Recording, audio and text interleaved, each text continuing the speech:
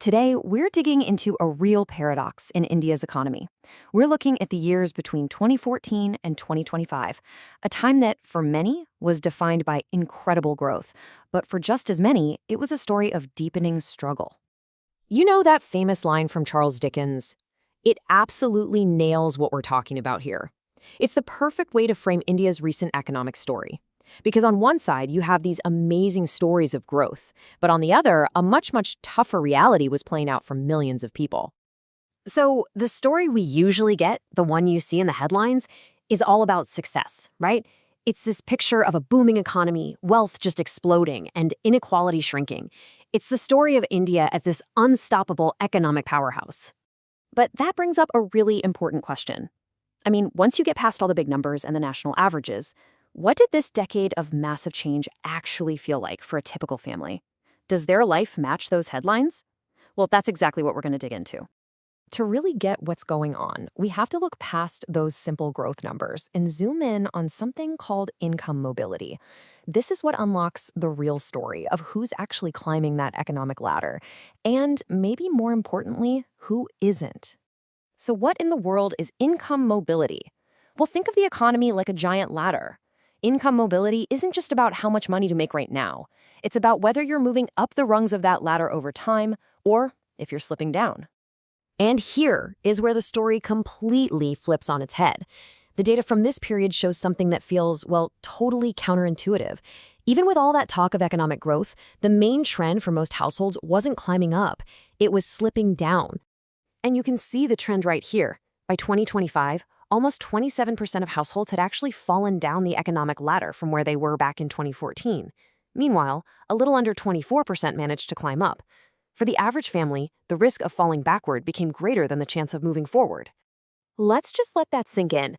After an entire decade of what was supposed to be a historic boom, more than 1 out of every 4 households found themselves in a worse position, relatively speaking. That just shows this huge disconnect between the big economic numbers and what people were actually experiencing. Now, let's break this down a bit more, because this trend didn't hit everyone the same way. When you look at the map, you start to see this big and growing gap between what was happening in the cities versus the countryside. It turns out, rural India really took the brunt of this economic pressure.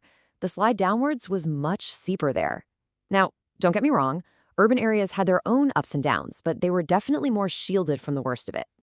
The numbers here are pretty stark. By 2025, nearly 30% of all rural households had fallen down the income ladder. That points to some really severe stress in agriculture and the informal economy, the very sectors that are the backbone of rural life. So the big question is, why?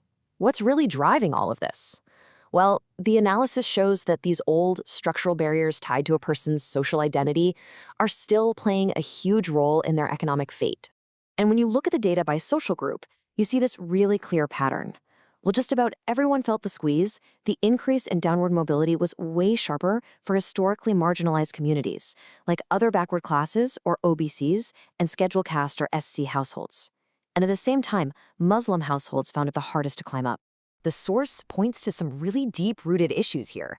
We're talking about persistent barriers linked to caste and religion that can block access to things like good education, owning property, and getting into the right job networks. Basically, your economic chances are still heavily shaped by who you are and where you live. So look, this isn't just an economic report card. This has massive implications for society as a whole. I mean, what happens when that promise of a better tomorrow starts to feel out of reach for huge chunks of the population? Because when you have an economy where more people are falling down that ladder than climbing up, it puts a real strain on the social fabric. That gap between the flashy wealth you see on one end and the growing insecurity for everyone else, well, it gets a lot harder to ignore. You know, economic mobility is about so much more than just money. It's about hope. It's about that core belief that if you work hard, you can build a better life. And when reality starts to crush that belief, aspiration can quickly turn into frustration. And this really gets us to the heart of the matter. A rising GDP is important, of course, but it's not the whole story, not by a long shot. True, meaningful progress has to include broad-based opportunity, giving everyone a real shot at a better life. Ultimately, all of this leaves us with a really powerful question to think about.